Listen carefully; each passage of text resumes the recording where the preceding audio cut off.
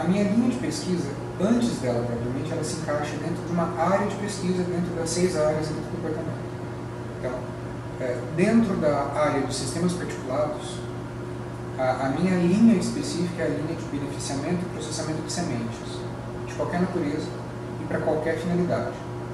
Então, ela lida desde a parte de cuidados fundamentais de caracterização e estudo das propriedades das sementes individualmente, até os processos de beneficiamento e conservação numa eventual condição de armazenamento, transporte ou até mesmo quando você vai utilizar essas sementes como matéria-prima para um outro processo, para deixá-las preparadas para se inserir no processo seguinte. Então tem um monte de subdivisões possíveis. Eu sou até um pouco suspeito para falar. Suspeito no seguinte sentido. A minha linha de pesquisa, principalmente no que se refere aos temas para iniciação científica,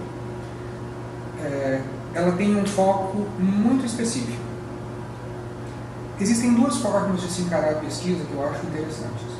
A pesquisa como você agregar conhecimento em cima de um tema que demanda mais conhecimento. Às vezes há uma lacuna muito grande de informações sobre um determinado processo, sobre uma determinada semente, no caso. E existe a forma de você utilizar essa lacuna para acrescentar algo nas atividades curriculares de alguém que esteja interessado nessa área.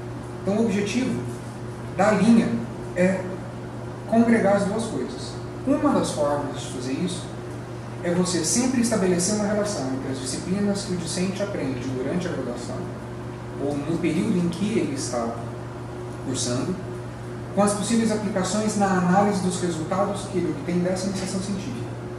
Isso na pós-graduação também acontece, mas numa escala relativamente menor, já que parte do princípio que quem está na pós-graduação já passou por essas disciplinas e é capaz de fazer essa análise sem muita dificuldade. Mas, especificamente no caso da IC, essa linha de pesquisa ela pode contribuir em disciplinas como fenômenos de transporte, porque como eu lido com secagem de sementes, é simultaneamente transporte de calor e de massa. Então, os alunos têm a oportunidade de observar modelos de transferência de calor, modelos de transferência de massa, aplicado a sistemas que, no caso, são leitos de sementes ou sistemas constituídos por sementes, e ser capazes de correlacionar essas coisas. Além disso, tem dentro da minha linha de pesquisa, tem uma área específica só para o estudo termodinâmico delas, que é a parte de determinação de isotérmicos de secagem, que visa você determinar qual que é a condição de unidade de equilíbrio dentro de um meio, qualquer que seja o meio. Como o meu meio de estudo são sementes, eu determino as condições termodinâmicas. Quanto de energia que eu tenho que gastar para remover a água do material, qual é a melhor forma de fornecer essa energia para que o material seja seco, determinar as condições de armazenagem, em qual temperatura, qual umidade relativa esse meio consegue ser armazenado. Então isso envolve práticas de fundamentos de termodinâmica e fenômenos de transporte. Os mecanismos de secagem, os equipamentos em si, envolvem a determinação de operações unitárias. Por exemplo, como construir, mas aí não é só operar, como construir mesmo um sistema de determinação de vazão. Eu preciso determinar a vazão de ar na entrada de um secador. Como que eu faço isso? Quais são os equipamentos que existem? Quais são os melhores? Quais são os piores? Isso tem a ver com operações unitárias, porque é um dos transportes também. Então, não falta a opção de inter-relação entre a disciplina e o que se vê como pesquisa. Então, isso na verdade existem 2 possibilidades. Não são, às vezes a nossa pesquisa não tem como foco a indústria, mas o mercado, a demanda do mercado.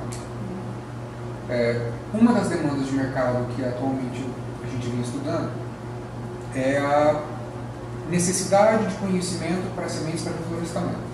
Então, se identificou que existe uma demanda por sementes para reflorestamento e a quantidade de sementes que o mercado oferece é muito pequena, porque a coleta dessas sementes, o tratamento delas é rudimentar. Então, muito se perde no transporte, Os coletores, que geralmente estão associados a organizações não governamentais para auxílio dessas comunidades coletoras mesmo, eles não têm conhecimento técnico para fazer isso, não é em escala industrial, é uma atividade perene, ou seja, eles fazem a coleta dessas sementes em determinados períodos do ano, e essa semente precisa ser armazenada. Frequentemente ela é colhida em regiões extremamente úmidas, então existe toda uma demanda para se instituir processos de secagem que auxiliem essas comunidades. Então tem uma vertente aí um pouco extensionista também na sua pesquisa, que é contribuir com elas para fornecer conhecimento de como secar, como manter a semente, o que vai garantir que essa semente seja bem comercializada depois, com um valor agregado bastante elevado. Essas sementes costumam ser bastante caras para você adquirir. Se você consegue compreender como isso funciona, você supre uma demanda do mercado.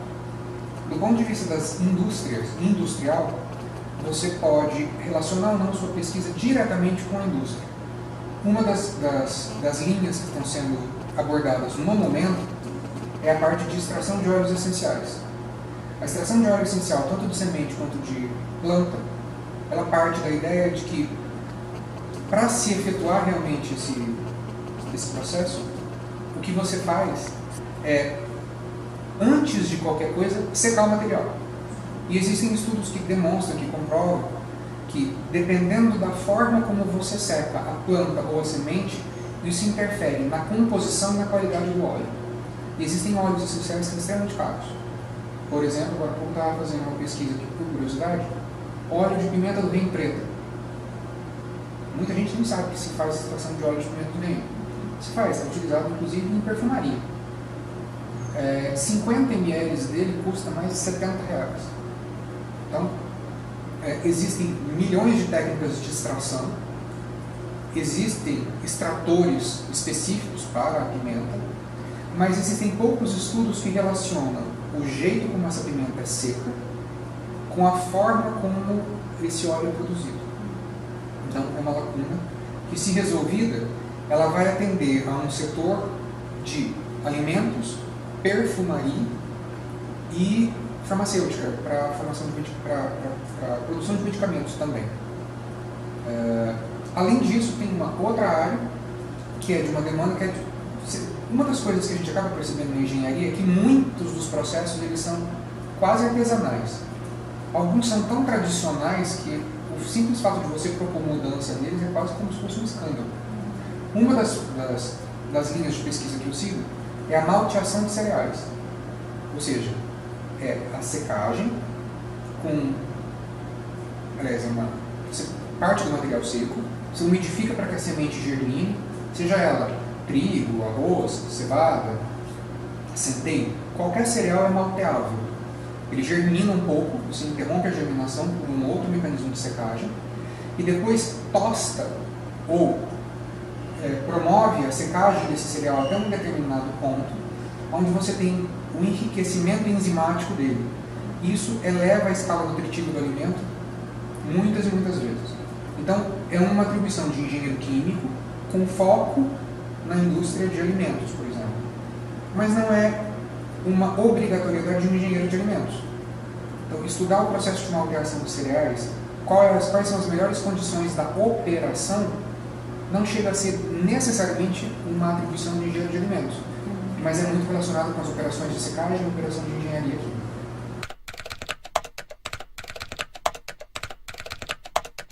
Essa linha de pesquisa, da minha parte, ela é nova. Eu estou aqui na UFSCar, eu me tornei professor aqui no ano de 2013. Então, eu estou aqui há 3 anos só. Antes disso, minha atividade de pesquisa era muito restrita, porque eu trabalhava em centros onde não havia possibilidade de eu exercer atividade de pesquisa. Então, ela ainda está em processo de desenvolvimento. Eu, por exemplo, ainda não estou cadastrado para orientar pós-graduação. Então, eu tenho bastante aluno de IC, eu mesmo vou até o laboratório fazer pesquisa e contribuo no trabalho de mestrandos e doutorandos de outros professores. Eu trabalho, na área como um todo, eu particularmente trabalho diretamente com outros 3 professores. O professor José Freire, o professor Fábio Freire e a professora Maria do Carmo. Nós temos linhas de pesquisa integradas. O que tem acontecido ultimamente, né, das novidades que a gente acabou descobrindo, nós estamos propondo agora um novo sistema de extração. Né?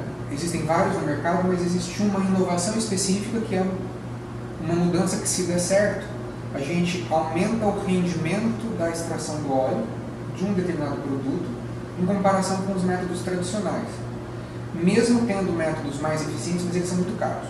Né? O método de extração melhor que existe é a extração por filtro supercrítico. Mas ele é muito caro. Para você ter um equipamento para fazer isso, requer uma quantidade enorme de investimento. Mas existe um intermediário, que é o que nós estamos testando, que é uma extração por arraste a vapor a alta pressão. Esse mecanismo já é estudado, já existem equipamentos que fazem isso, mas nós interferimos na estrutura de como distribuir a amostra dentro do equipamento. Nós fizemos uma subdivisão do equipamento em bandejas, na estimativa ou na expectativa de, com uma menor quantidade de vapor, você extrair a mesma quantidade de óleo, porque você diminui a perda de carga do leito original. Então, esse é um estudo que está sendo conduzido, com resultados promissores.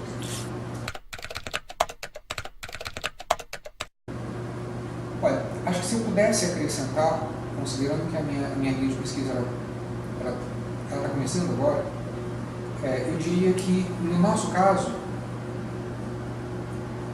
às vezes existe a ideia de que o professor trabalha sozinho. Não trabalha sozinho. Existe uma equipe. Mesmo dentro das áreas de pesquisas, vocês vão acabar observando isso, alguns professores eles se interrelacionam em função das afinidades e das habilidades de cada um. Então, o que eu gostaria de destacar é que, no meu caso, eu tenho a oportunidade de trabalhar junto com o professor Fábio, o professor Freire e a professora Maria do Carmo. Então, existem linhas que são pesquisas que são coligadas. E é uma filosofia que nós quatro, enquanto grupo, nós temos sempre. A pesquisa ela não pode ser apenas, principalmente uma pesquisa universitária, ela não pode ser apenas um meio de beneficiar a indústria ou o mercado. Acima de tudo, o primeiro e principal beneficiado é o aluno. Se não houver nenhum tipo de acréscimo intelectual, moral que seja, se não engrandecer o aluno, se não contribuir para elevar alguma coisa no aluno enquanto pessoa, essa pesquisa ela não tem razão de ser.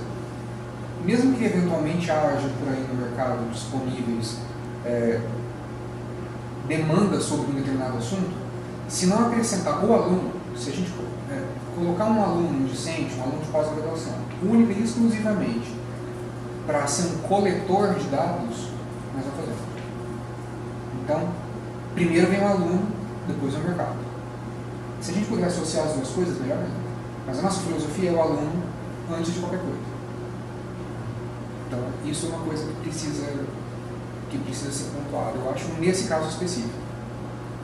Isso não significa que tenha que ser assim.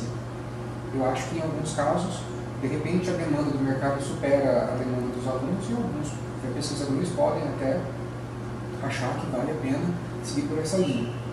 Nós preferimos que o aluno venha em primeiro lugar. Então, temas de iniciação científica, propostas de trabalho, tudo visa, inclusive, relacionar o aluno com suas disciplinas, torná-lo mais engenheiro químico. Existe, às vezes, uma ideia de que o pesquisador não é engenheiro químico. Você não trabalha na indústria, então você não é engenheiro químico. Não é bem assim. Né? Se você puder fazer um engenheiro químico pensar como um engenheiro químico dentro de uma pesquisa, você já vai ter feito uma contribuição enorme na formação acadêmica dele. E isso é muito importante. Nesse exato momento, tem um trabalho de conclusão de curso que era uma iniciação científica que terminou, que era do Fúvio terminando o trabalho, que tratava de avaliar o encolhimento de sementes de lentilha durante o processo de secagem em estufa. Qual era o objetivo dele? Todas as vezes que você seca o material, ele encolhe. Ao encolher, você muda as configurações de toda a transferência de massa e de calor que acontece no sistema. E o que é pior, Você não pode encolher a semente de tal forma que você destrua ela na hora de chegar no supermercado, você não vai comprar uma lentilha em lugar. Então, esse é o trabalho dele, ele já terminou. Além disso, tem o Caio Stark, que está trabalhando com a parte de determinação de propriedades termodinâmicas de sementes de IP, que, por sorte nossa, esses IPs germinaram durante o processo, mas o objetivo não era germinar em princípio. Então ele vai estudar como que as sementes de IP interagem com a umidade do ar. Tem a Ana Mayumi, que está trabalhando com sementes de copaíba, também para reflorestamento, só que ela vai fazer caracterização, ela vai determinar os diâmetro, esfericidade, densidade, comportamento da semente, e vai verificar como que a temperatura de secagem dessas sementes influencia na germinação dela. Então ela vai secar e germinar. Tem também o Bruno. O Bruno está trabalhando com fluidodinâmica de partícula e leito de jogo. Traduzindo isso para a língua portuguesa. Leito de jogo é uma configuração que permite uma maior movimentação das partículas no seu interior. Então, ele não está parado. Ele literalmente forma uma fonte. Ele vai lidar com sementes. Então a ideia é tentar utilizar esse equipamento para secar sementes. Mas isso demanda uma quantidade energética.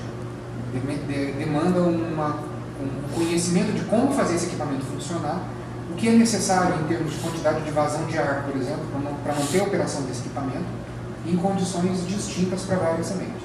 Então, para isso ele precisa saber como funciona a fluidodinâmica, ou seja, a dinâmica do fluido que vai atravessar esse leito e manter ele funcionando. E por fim, tem o Enzo, que está trabalhando na parte de extração. É ele que vai desenvolver o equipamento, o extrator, para conseguir verificar se houve melhora, não houve melhora, se você conseguiu extrair mais óleo com a mesma quantidade de energia ou não. Inclusive nesse caso, quando eu propus para ele, eu falei, olha, existem dois resultados muito bons para essa pesquisa. Sim, o seu equipamento é bom e ele extrai com a mesma quantidade de energia mais óleo, ou não, ele não extrai. Tanto o sim quanto o não são bons resultados. Às vezes a gente fica com a ideia de que só quando dá certo é bom, às vezes quando não dá certo é um ótimo resultado também. Porque você acaba fornecendo informações que ir por esse caminho não dá certo. É bacana também. Eu, na verdade, eu tive uma procura muito alta para alunos procurando isso. Até um determinado ponto em que eu não consegui mais não consegui mais pegar aluno, porque eu estava lotado. Faltou um aluno nessa história, graças a Deus. Eu ainda lembrei dele, porque senão ele ia ficar bravo comigo. Tem o Gustavo. O Gustavo, ele justamente pegou um tema de um aluno que não conseguiu desenvolver esse tema, que é a parte de determinação de capacidade calorífica de semente. Então ele vai desenvolver um calorímetro. Então ele vai desenvolver o equipamento mesmo. Esse equipamento não existe, não tem lugar nenhum. O jeito de se determinar CP de semente é muito caro. E ele tem uma proposta para fazer isso de uma maneira mais barata. Então, o Gustavo foi o último que entrou. Ele entrou há pouco tempo e pegou esse tema. Então, eu não tenho um perfil de aluno. Com reprovação ou sem reprovação. Você está aqui há 10 anos ou não. O que eu quero como aluno é um aluno que seja interessado em aprender. É a única coisa que eu quero. Eu ainda tenho temas disponíveis para iniciação científica. Esses temas, eles, dependendo da época, tem uma maior ou uma menor disponibilidade de tema, até por tempo de orientação. Né? Eventualmente não dá tempo de orientar todo mundo de uma vez só. Mas por enquanto tem esses temas sim. E os alunos da graduação em geral, perfil, não. Precisa, claro, saber do que eu trabalho. Né? Uma das coisas que é ruim, não só para mim, mas para qualquer orientador, é alguém chegar pedindo iniciação científica e às vezes não sabe nem seu nome. Né? Aí você percebe que o indivíduo ele não está querendo bem fazer uma iniciação científica, ele está correndo atrás de trabalho, o que é ótimo, mas sem saber se você gosta. Então, a recomendação que eu dou para todos os alunos, independente de procurar iniciação científica comigo ou qualquer outro professor, é você se inteirar sobre quais são as possibilidades de iniciação científica. Com certeza você vai ter um colega ou um amigo que já fez ou faz iniciação em algum lugar. Ele vai poder te ajudar, caso você não queira procurar um professor. Se não, procure um professor antes de pedir uma iniciação científica, descubra do que se trata, o que faz, como trabalha, qual é a rotina, quanto tempo disponível que você precisa ter. Às vezes tem gente que quer fazer iniciação científica, mas tem 32 créditos no semestre. Não dá para fazer, não tem como. Então o indivíduo não dorme, não rende, não faz nada. E aí prejudica todo o esquema da vida dele por causa disso.